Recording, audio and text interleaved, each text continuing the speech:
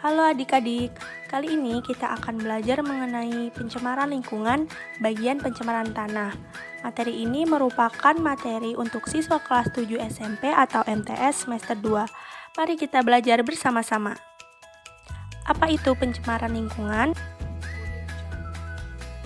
Pencemaran lingkungan adalah masuknya atau dimasukkannya makhluk hidup, zat, energi, atau komponen lain ke dalam lingkungan sehingga kualitas lingkungan turun sampai ke tingkat tertentu yang menyebabkan lingkungan tidak dapat berfungsi sesuai dengan peruntukannya.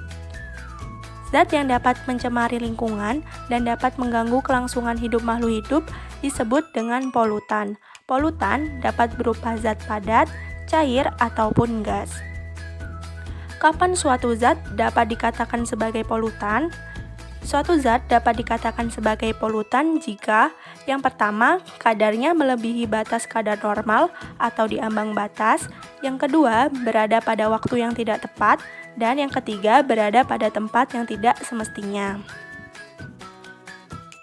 Kemudian pencemaran tanah.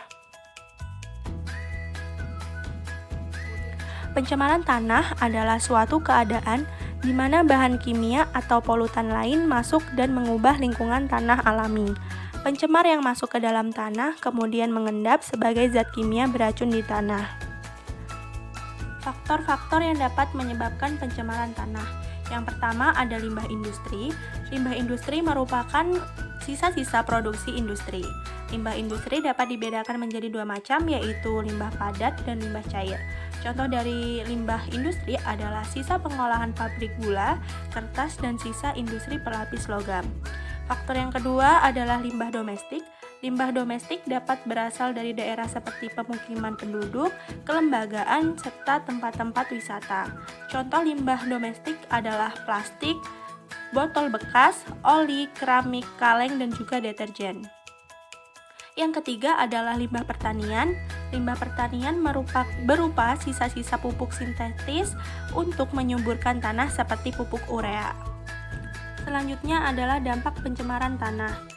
Yang pertama adalah terganggunya rantai makanan. Pencemaran tanah dapat memusnahkan beberapa spesies primer dari rantai makanan dan dapat memberi akibat yang besar terhadap predator atau tingkat lain dari rantai makanan tersebut. Yang kedua adalah gangguan kesehatan.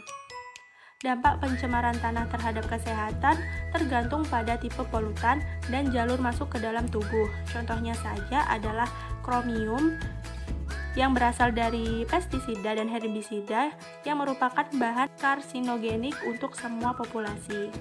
Yang ketiga adalah kekebalan hama. Penggunaan pestisida yang berlebihan akan menyebabkan kembangnya hama terhadap pestisida tersebut. Kemudian cara menanggulangi pencemaran tanah. Untuk menanggulangi tanah yang tercemar, maka dapat dilakukan dengan cara bioremediasi. Bioremediasi adalah proses pembersihan pencemaran tanah dengan menggunakan mikroorganisme seperti jamur dan bakteri. Bioremediasi bertujuan untuk memecah dan mendegradasi zat pencemar menjadi bahan yang kurang beracun atau tidak beracun. Salah satu mikroorganisme yang berfungsi sebagai bioremediasi adalah jamur FAM. Jamur FAM dapat berperan langsung maupun tidak langsung dalam bioremediasi tanah. Jamur tersebut dapat berperan langsung karena kemampuannya menyerap unsur logam dari dalam tanah. Sekian materi pada video kali ini. Sampai bertemu di lain video ya.